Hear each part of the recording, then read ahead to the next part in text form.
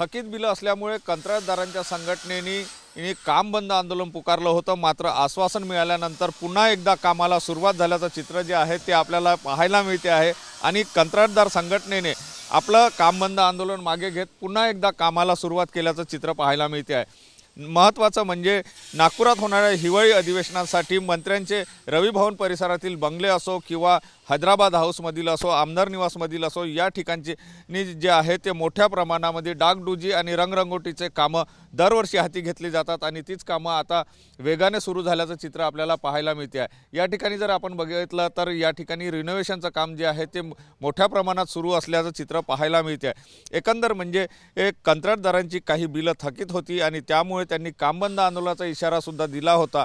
मात्र त्यांना आश्वासन मिळाल्यानंतर आणि 23 कोटी देणार असल्याचं सांगितल्यानंतर त्यांनी आपला काम बंद आंदोलनाचा इशारा मागे घेतला आणि पुन्हा एकदा रवी भवन असो, आमदार निवास असो किंवा हैदराबाद हाऊस असो, या ठिकाणच्या कामाला सुरुवात झाल्याचं चित्र पाहायला मिळते आहे। कॅमेरामन साईसह सुनील ढगे, TV9 मराठी, नागपूर।